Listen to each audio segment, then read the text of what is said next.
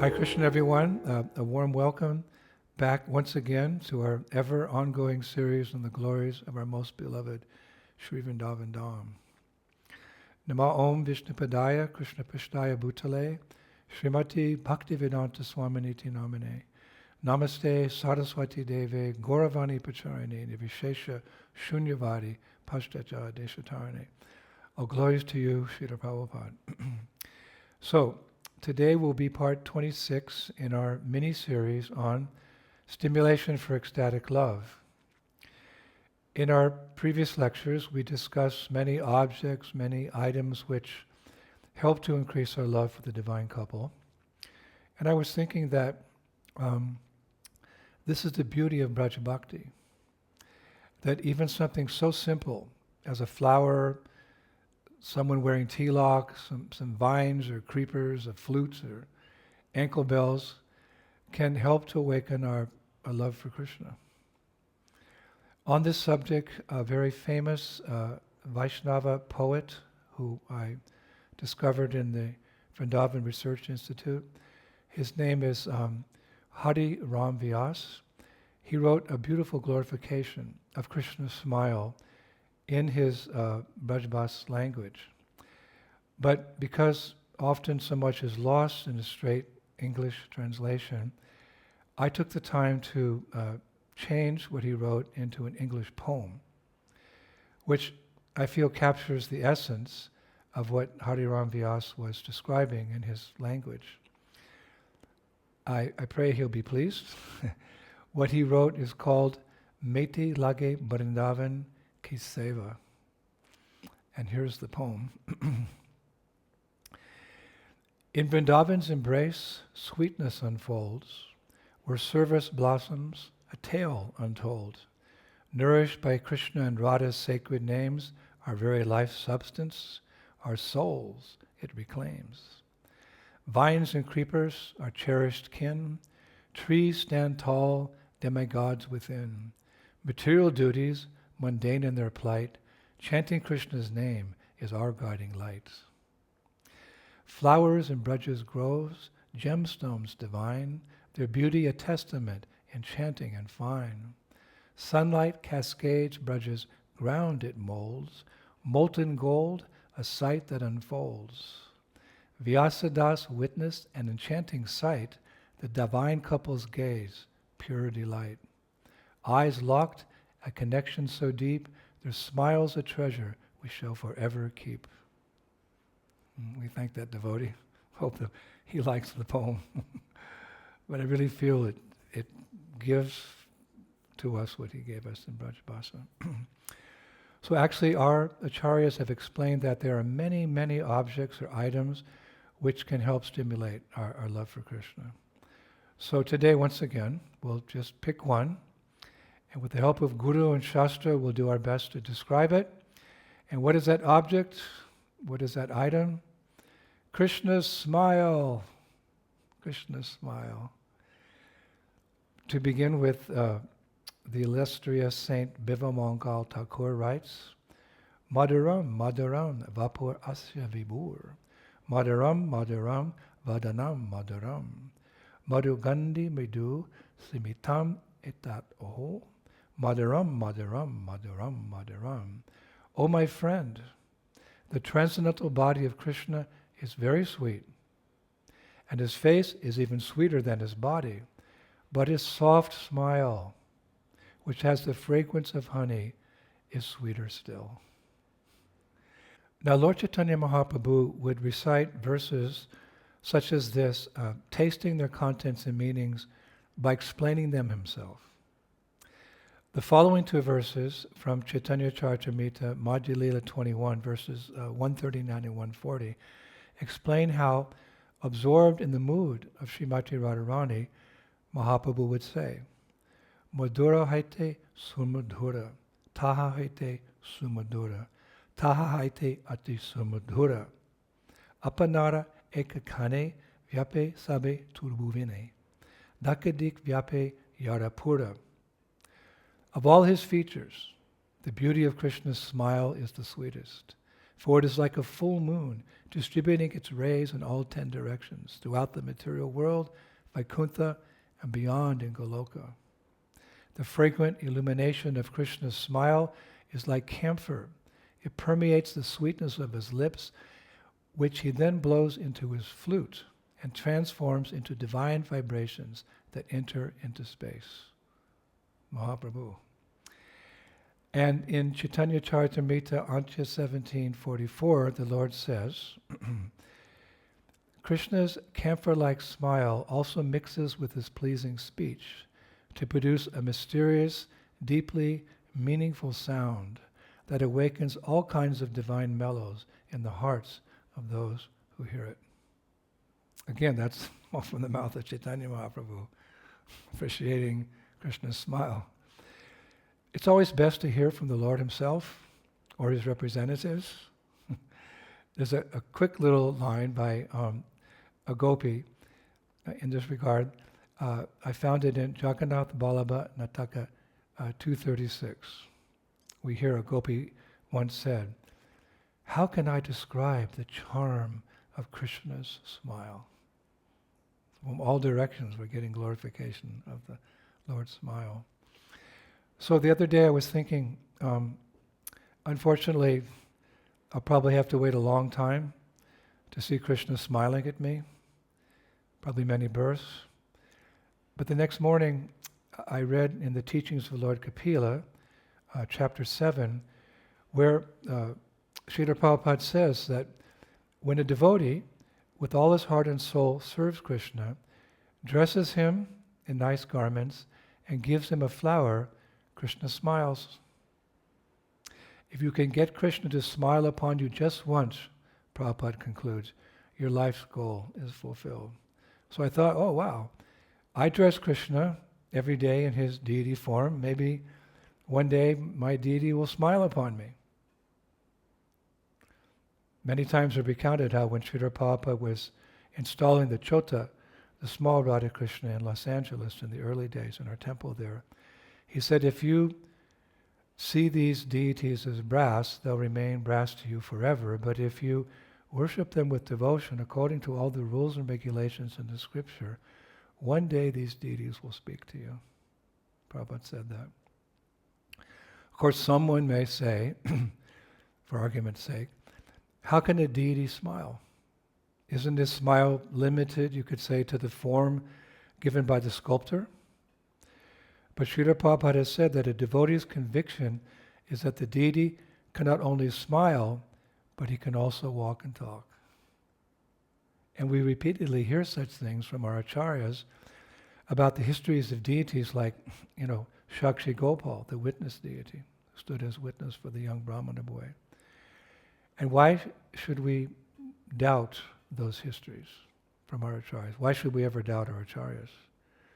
I believe it was my godsister, Mother Malati, who very early in the movement, she said to Prabhupada one time, Srila Prabhupada, is it really true that God is a boy, little boy, and he's blue and he wears a peacock feather and plays with his friends in the sand and dances with gopis at night? Is it really true? So Prabhupada, he just closed his eyes and he thought for a moment, then he opened them up and he said to Malati, Malati, do you think I would cheat you? No, Srila Prabhupada, we know you would never cheat us. You're giving us the absolute truth, something beyond what our mundane eyes and senses can see. So we thank you from the depths of our heart. One acharya has said that Krishna has appeared to us in his deity form so that, amongst other things, we will be easily attracted to his smile. Because every time the curtain opens, Krishna is smiling. If not, the acharya writes, we will be attracted to the reflection of his smile as the alluring, illusory energy. And so it is. So it is. Now, in preparation for this lecture, I found that in our sampradaya, the smiles of several deities are considered especially important. And they are the smile of Lord Jagannath, the smile of Lord Nrsimha, as he's seen in his deity form near the Radhaballabha temple, and the smile of Radharaman. How so? Lord Jagannath smiled because, well, he's always smiling to see his devotees. Lord Nrsimha's because in that form near Radhaballabha temple, Nrsimhadev's smiling at Prahlad. And at Radharaman, his smile is so attractive because he's smiling at Srimati Radharani's lotus face. Now another Acharya has written, for those who bow down before him, Krishna's smile and laughter are most merciful. For devotees, the Lord's smile and laughter dry up the ocean of tears caused by the suffering of this world. So true. Now, amongst Krishna's companions, the cowherd boys and the gopis are especially expert at making Krishna smile. They love to see Krishna smile. They're expert at making him smile. How so? With what? Their jokes, their riddles, and their games.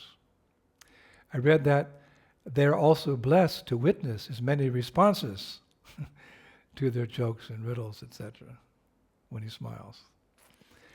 Now it's said that out of all his personal companions, Madhu Mangal is the chief jokester. We've discussed this before. He provides Krishna with comic relief, it said, whenever necessary. In this regard, our hero poet, Surdas, has written in his Mohan Ki Musik Yana. It's very nice. Once Madhu Mangal and Balaram were playing with balls of kadamba flowers. Suddenly they started throwing these flower balls at each other. Then they welcomed in all the other boys, as well as Krishna, into the game.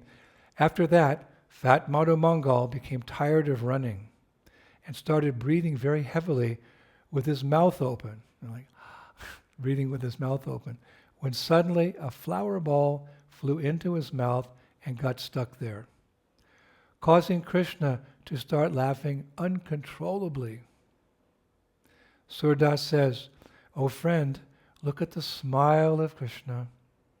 Just see, as a result of that smile of Krishna, all the forests are becoming green and fresh. The buds are opening and the flowers are blossoming. The Yamuna is flowing in ecstasy, and clouds, just see, they are dancing in bliss. The cows are wetting the ground with their milk, and their calves are running around in enthusiasm. All the three worlds are celebrating this moment. Radha is the most satisfied, looking at his face, and Lalita is simply staring at his smile. Everyone is thinking that Krishna is smiling at them." Surdas says, "But I think he is laughing at Maya, making fun of his material energy." A nice conclusion by Surdas. Now, it's written that the Brajabasis adore, the word is used, adore Krishna's smiling according to their relationship with him, and as well as the depth of their love for him. In this way, each one of them tastes the nature of his smile differently. For example, Krishna's servants relish his smile as a reward for their services. His parents as a sign of his well-being. His friends as confirmation of their intimacy, and his lovers, the gopis, as fuel for their loving desires. That's so nice. Now when Krishna was young, as we know, he would sometimes run from the elderly cowherd men as they pursued him through the streets, houses and courtyards of the village, because he'd stolen something, calling out, "Catch that rascal, catch that rascal," until he was finally cornered somewhere with nowhere to hide. So I was reading at that time, Krishna would employ his smile. He'd use his smile. He'd smile at the cowherd men, attracting them just as a snake charmer hypnotizes a serpent. And those charmed cowherd men would then totally forget why they were chasing him. Krishna would also use his smile to hypnotize the women of Braj. And then he would sneak into their homes and pinch their babies and make them cry and eat and distribute their freshly churned yogurt. How did he get in the house? Smile. He'd smile them, and like it's described, he would hypnotize them with his smile. So charming. But if these elderly Gopa men or the Gopis were somehow able to capture him and bring him before Mother Yasoda for punishment, Krishna would easily dissipate his mother's anger with another smile. He had a smile for her. It's described only on rare occasions was Yasoda so angry that she could not be influenced by Krishna's smile. And she would follow through with, punishing him in some way, like binding his rope binding his belly with ropes, etc.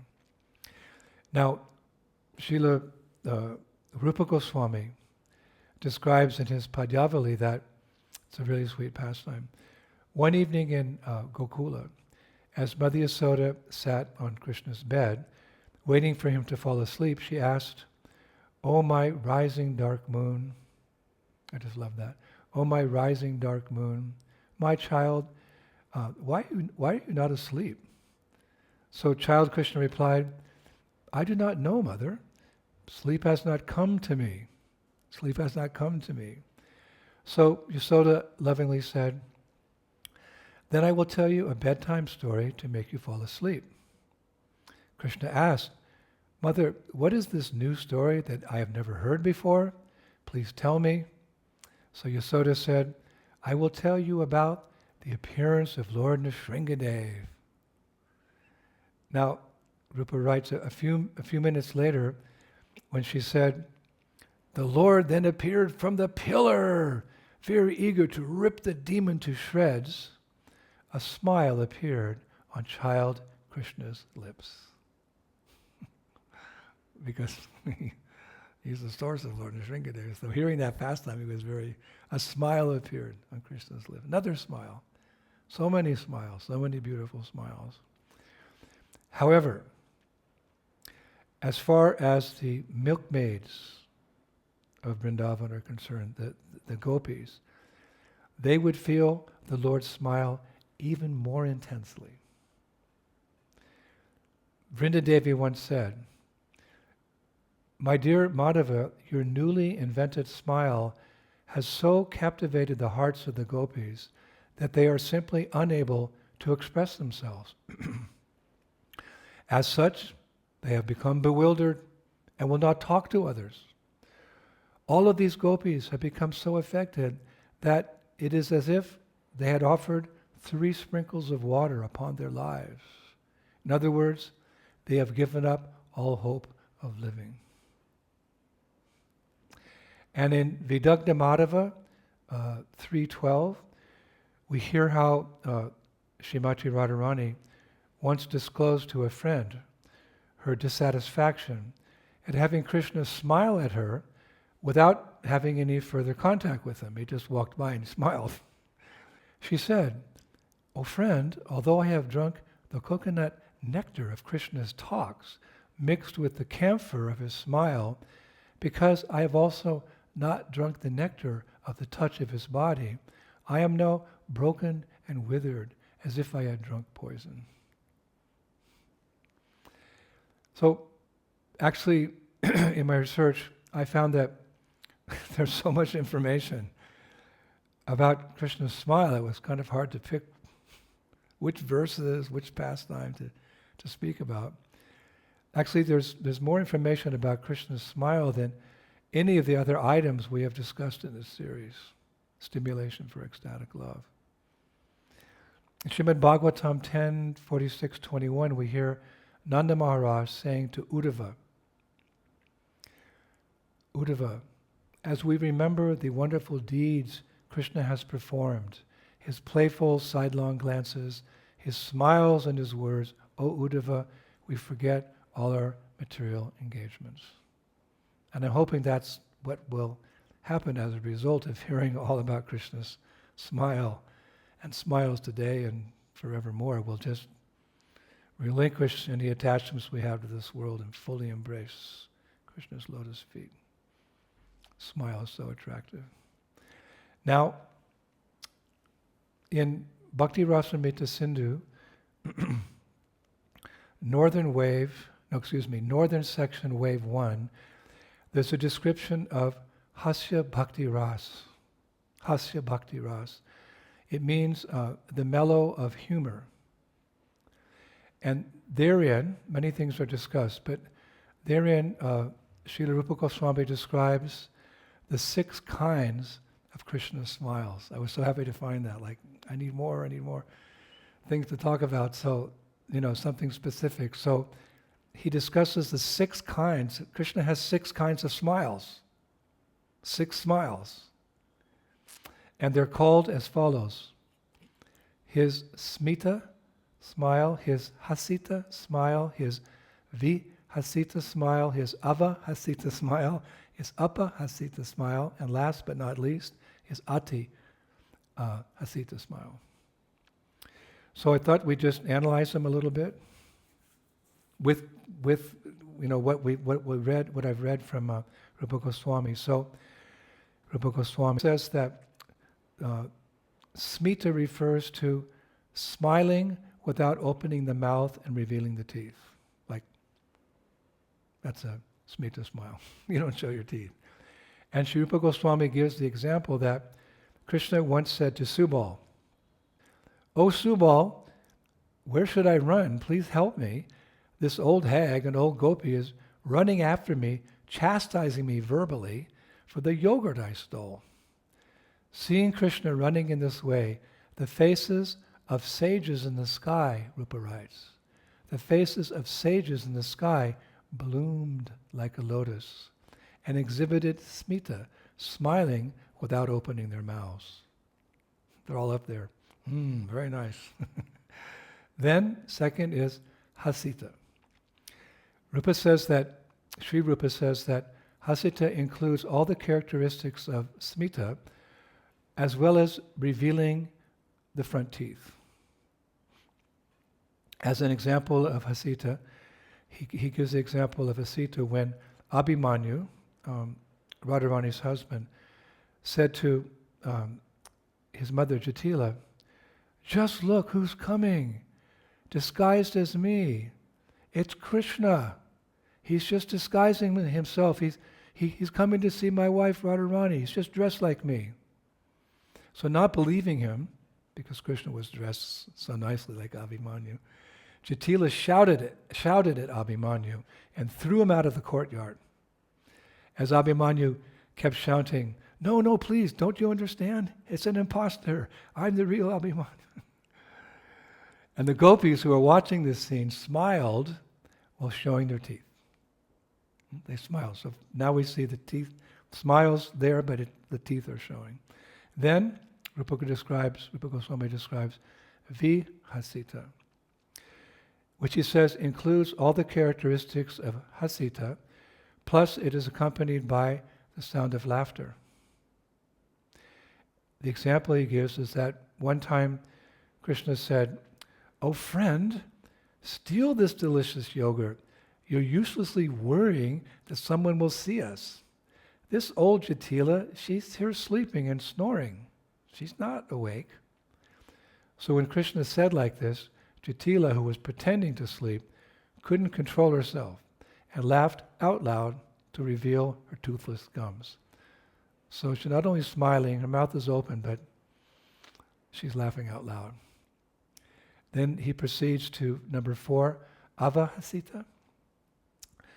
This is a smile that includes all the characteristics of vihasita, and is accompanied, he uses this word, Rupa Goswami, is accompanied by a gleeful contraction of the eyes and blowing of air through the nose. So Rupa Goswami writes an example of avahasita is, one time Krishna returned to Nandagram after a meeting with Srimati Radharani. Now during the meeting, she had, shyly kissed him, and the reddish marks of her betel nut were left on his eyes. So, also in a joking way, he had taken and worn a bluish cloth that she had, but he'd forgotten to take it off. So, to all this, Mother Yasoda said, "Son, why are your eyes red? Did you apply some red mineral? And why are you wearing the bluish cloth of Balaram?"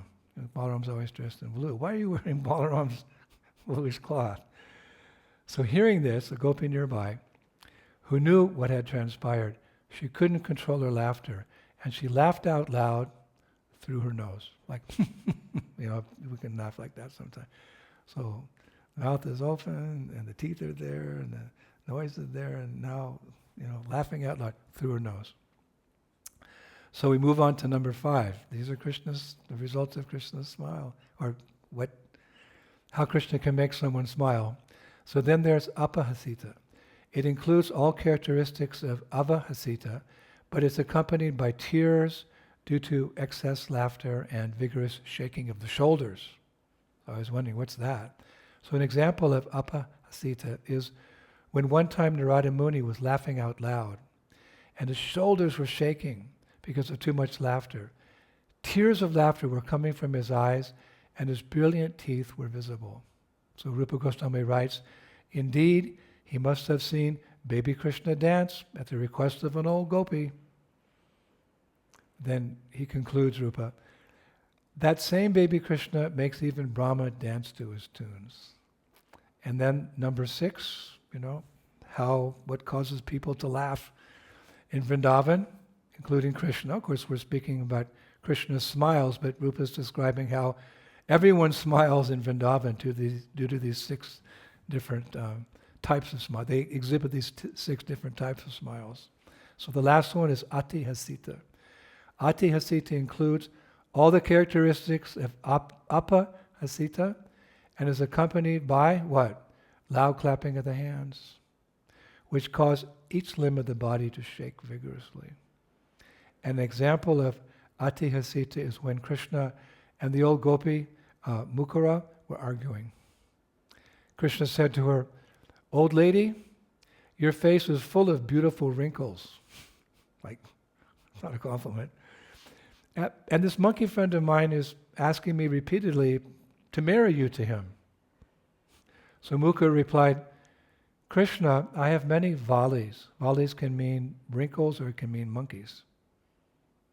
"But I will surrender myself only to the one who has tamed many valis."